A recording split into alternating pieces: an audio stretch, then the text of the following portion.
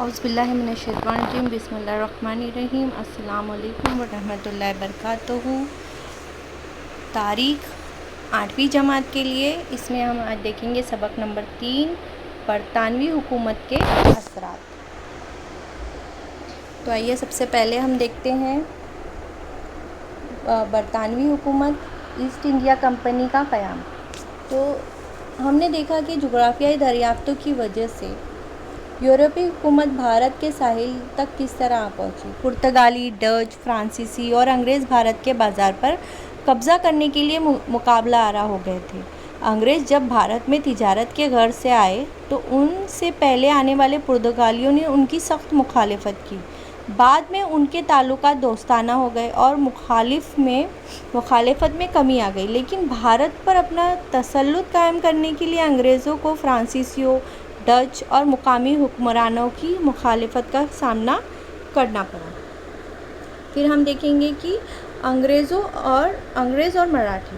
تو مغربی بھارت میں ممبئی انگریزوں کا اہم مرکز تھا۔ انہوں نے آس پاس کے علاقے کو بھی حاصل کرنے کی کوشش کی، لیکن ان علاقوں پر مراٹھوں کی گرفت مضبوط تھی۔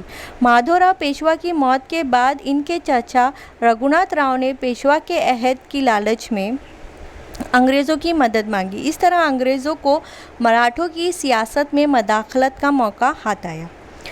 سن 1774 سے سن 1818 تک مراٹھوں اور انگریزوں کے درمیان 3 جنگیں ہوئیں۔ پہلی جنگ میں مراٹھا سرداروں نے متحد ہو کر انگریزوں کا مقابلہ کیا، اس لیے انہیں برتری حاصل ہوئی۔ سن 1782 میں سالابائی کا معاہدہ ہونے پر انگریز مراٹھا پہلی جنگ ختم ہوئی۔ متحدہ فوج۔ لارڈ ڈلہوزی 1798 میں گورنر جنرل بن کر بھارت آیا۔ اس کا مقصد پورے بھارت پر انگریزوں کا تسلط قائم کرنا تھا، اس لیے اس نے کئی دیسی ریاستوں کے حاکموں سے متحدہ فوج کا معاہدہ کیا، جسے عہد معاونت کہتے ہیں۔ اس معاہدے کے مطابق انگریزوں نے حکمرانوں کو فوجی مدد دینے کا یقین دلایا، لیکن اس لیے چند شرائط عائد کی۔ مثلاً دیسی حکمرانوں کو اپنی ریاست انگریزی فوج تعینات کرنا ہوگا۔ متحدہ فوج کے اخراجات کے لیے کمپنی کو نقد رقم یا اس کے برابر آمدنی والا علاقہ دینا ہوگا۔ دیسی حکمران اپنے آس پاس کے معاملات انگریزوں کی ثلاثی سے طے کریں گے۔ اپنے دربار میں انگریز ریزیڈنٹ یعنی نمائندہ رکھنا ہوگا۔ بھارت کے بعض حکمرانوں نے اس طریقے کو قبول کر لیا اور اپنی آزادی گنوا بیٹھے۔ سن 1802 میں پیشوا باجی راؤ دوم نے انگریزوں سے متحدہ فوج کا معاہدہ کر لیا۔ یہ وسوئی معاہدے کے نام سے مشہور ہے، لیکن بعض مراٹھا سرداروں کو یہ معاہدہ منظور نہ تھا، اس لیے دوسری مراٹھا انگریز جنگ ہوئی۔ اس جنگ میں فتح پانے کے بعد مراٹھا حکومت میں انگریزوں کی دخل اندازی بڑھنے لگی۔ آخر تنگ آ کر باجی راؤ دوم نے انگریزوں کے خلاف اعلان جنگ کر دیا۔ اس جنگ میں انہیں شکست ہوئی اور 1818 میں انہوں نے اطاعت قبول کر لی۔ اس دوران مغلیہ سلطنت کی راجدھانی دلی املن دولت راؤ شندے کی زیر نگرانی تھی۔ شندے کی فوج کو شکست دے کر جنرل لیگ نے مغل بادشاہ کو قبضے میں لے کر ہندوستان کو فتح کر لیا۔ چھترپتی پرتاپ سنگھ۔ جب پیشوائی کا خاتمہ ہوا، اس وقت ساتارا کے چھترپتی پرتاپ سنگھ گدی پر تھے۔ انگریزوں نے ان سے معاہدہ کر کے حکومت کے انتظامات میں مدد کرنے کے لیے گرینڈ ڈیف نامی افسر کو نامزد کیا۔ بعد میں انہیں گدی سے اتار کر کاشی بھیج دیا گیا، جہاں 1847 میں ان کی موت ہو گئی۔ چھترپتی پرتاپ سنگھ کے وزیر رنگوجی باپوجی گپتے نے انگلستان جا کر اس ناانصافی کے خلاف فریاد کرنے کی کوشش کی، لیکن ناکام رہے۔ آگے چل کر لارڈ ڈلہوزی نے گود لینے کی رسم کو نامنظور کر کے 1848 میں ساتارا کی حکومت کو ضم کر لیا۔ بھارت پر برطانوی حکومت کے اثرات۔ تو اس میں ہم دیکھیں گے 2 عملی نظام حکومت۔ رابرٹ کلائیو نے 1765 میں بنگال میں 2 عملی نظام حکومت قائم کیا۔ لگان وصول کرنے کا کام کمپنی نے اپنے ذمہ رکھا، لیکن امن و امان اور انتظامی امور کی ذمہ داری بنگال کے نواب کے سپرد کر دی۔ اسی کو 2 عملی نظام حکومت کہتے ہیں۔ کچھ عرصے بعد یہ 2 عملی نظام حکومت کے برائے نتیجے ظاہر ہونے لگے۔ عوام سے بطور موصول وصول کیے ہوئے روپیوں سے کمپنی کے افسران اپنی جیبیں بھرنے لگے۔ بھارت سے تجارت کرنے کا پروانہ صرف ایسٹ انڈیا کمپنی کو حاصل تھا، اس لیے انگلستان کی دوسری تجارتی کمپنیاں اس سے حسد کرتی تھیں۔ کمپنی کے بھارت میں کیے جانے والے کاروبار پر انگلستان میں تنقیدیں ہونے لگیں، اس لیے انگلستان کی پارلیمنٹ نے کمپنی کے کاروبار پر قابو رکھنے کے لیے چند اہم قانون بنائے۔ پارلیمنٹ میں منظور کردہ قوانین تو 1773 کے ریگولیٹنگ ایکٹ کے رو سے بنگال کے گورنر جنرل کا اعلیٰ عہدہ دیا گیا۔ اس قانون کی رو سے Lord Warren Hastings Governor General بن گیا۔ اسے ممبئی اور مدراس کے علاقوں کی پالیسی پر کنٹرول رکھنے کا اختیار دیا گیا۔ اس کی مدد کے لیے 4 اراکین پر مشتمل ایک کمیٹی بنائی گئی۔ سن 1748 میں بھارت سے متعلق پٹ قانون منظور کر لیا گیا۔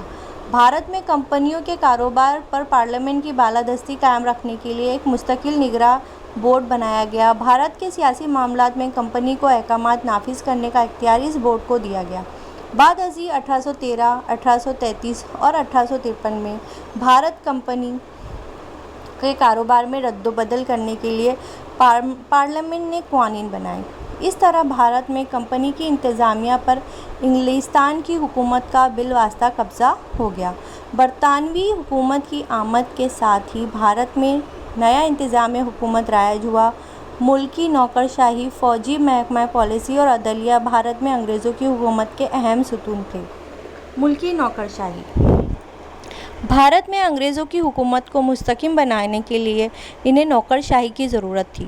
لارڈ کارنوالیس نے اس نوکرشاہی کی تشکیل کی۔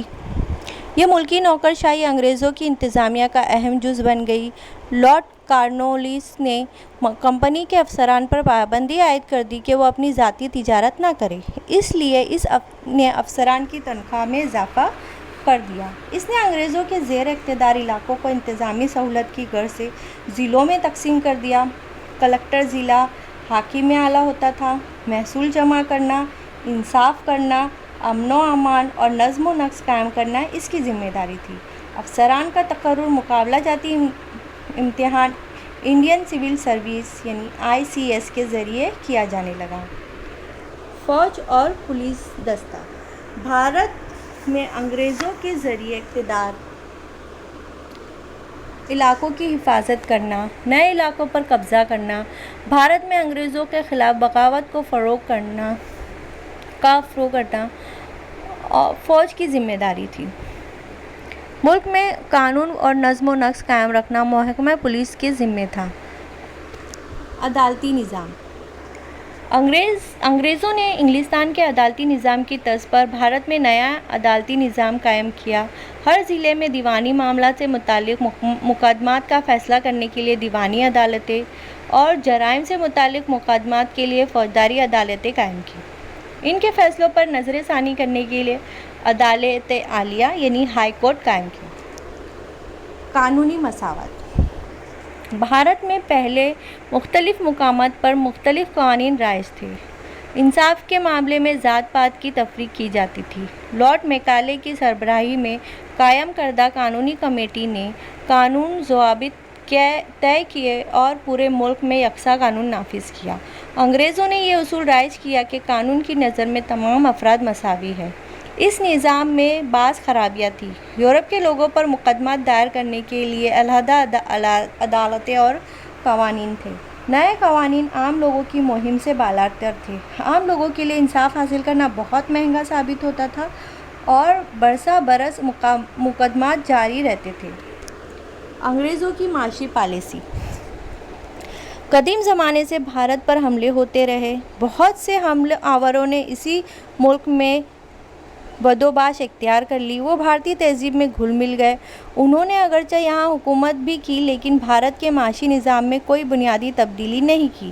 مگر انگریزوں کا معاملہ اس کے برعکس تھا۔ انگلستان جدید ترقی یافتہ ملک تھا۔ صنعتی انقلاب کی وجہ سے وہاں سرمایہ دارانہ نظام رائج ہو گیا تھا۔ انگریزوں نے بھارت میں ایسی معاشی نظام قائم کیا جس سے ان کا معاشی نظام پھول پھل سکے۔ اس وجہ سے انگلستان کو مالی منافعات حاصل ہوئی، لیکن ہندوستان کا معاشی استحصال ہونے لگا۔ لگان وصول کرنے کی پالیسی۔ انگریزوں کی عملداری سے پہلے معاشی نظام کے لحاظ سے دیہات خود کفیل تھے۔ کاشتکاری اور دیگر پیشوں کے ذریعے دیہاتوں کی ضرورتیں دیہاتوں میں ہی پوری ہو جاتی تھیں۔ زمین کا لگان حکومت کی آمدنی کا خاص ذریعہ تھا۔ انگریزوں سے پہلے کے زمانے میں زمین کا لگان فصل کی نوعیت کے لحاظ سے مقرر کیا جاتا تھا۔ فصل اچھی نہ ہونے پر لگان کی رعایت دی جاتی تھی۔ لگان زیادہ تر اناج کی شکل میں وصول کیا جاتا تھا۔ لگان کی ادائیگی میں تاخیر ہونے پر کسانوں کی زمینیں ضبط نہیں کی جاتی تھیں۔ آمدنی میں اضافے کے لیے انگریزوں نے محصول کے طریقہ کار میں اہم تبدیلی کی۔ انگریزوں نے زمین کی پیمائش کر کے زمین کے رقبے کے لحاظ سے لگان کی رقم مقرر کی۔ لگان نقدی کی صورت میں نیز مقررہ میعاد کے اندر ادا کرنا لازمی قرار دیا۔ یہ قانون بنایا گیا کہ مقررہ میعاد کے اندر لگان ادا نہ کرنے کی صورت میں کسانوں کی زمینیں ضبط کر لی جائیں گی۔ لگان وصول کرنے کا انگریزوں کا یہ طریقہ کار بھارت کے مختلف مقامات پر مختلف تھا۔ ہر جگہ کسانوں کا استحصال ہوتا تھا۔ لگان وصول کرنے کے نئے طریقے کے اثرات۔ دیہی زندگی پر لگان وصولی کے نئے طریقہ کار کے برے اثرات پڑے۔ لگان کی رقم بھرنے کے لیے جو رقم آتی تھی، اس پر کسان اپنی فصل بیچنے لگے۔ تاجر اور دلال نامناسب اور کم داموں میں کسانوں کا مال خریدنے لگے۔ بعض مرتبہ کسانوں کو لگان کی ادائیگی کے لیے ساہوکاروں کے پاس اپنی زمین رہن رکھ کر قرض لینا پڑتا تھا، اس لیے کسان مقروض ہو گئے۔ قرض نہ ادا کرنے کی صورت میں انہیں اپنی زمینیں فروخت کرنا پڑتی تھیں۔ اس طرح حکومت، زمیندار، ساہوکار اور تاجر سب مل کر کسانوں کا استحصال کرتے تھے۔ کاشتکاری کو تجارت بنانا۔ کسان پہلے خصوصی طور پر اناج ہی اگاتے تھے۔ یہ اناج ان کے گھر میں استعمال کے لیے اور گاؤں کی ضرورت پورا کرنے کے کام آتا تھا۔ انگریز حکومت کپاس، نیل، تمباکو، چائے وغیرہ نقدی فصلوں کی حوصلہ افزائی کرنے لگی۔ اناج کی فصلیں اگانے کی بجائے نفع بخش تجارتی فصلیں اگانے پر زور دیا جانے لگا۔ اس عمل کو کاشتکاری کو تجارت بنانا کہتے ہیں۔ قحط سالی۔ سن 1860 سے 1900 تک کے دور میں بھارت میں زبردست قحط پڑا، لیکن انگریز حاکموں نے پوری مستعدی سے قحط سے نپٹنے کی کوشش نہیں کی۔ نیز آب رسانی کے منصوبے پر بھی زیادہ رقم خرچ نہیں کی گئی۔ نقل و حمل اور مواصلاتی نظام میں اصلاح۔ انگریزوں نے تجارتی ترقی اور انتظامی سہولت کے پیش نظر بھارت میں نقل و حمل اور مواصلات کی جدید سہولتیں فراہم کیں۔ کولکتہ اور دہلی کو جوڑنے والی قومی شاہراہ تعمیر کی۔ سن 1853 میں ممبئی تھانہ کے راستے پر ریل گاڑی دوڑنے لگی۔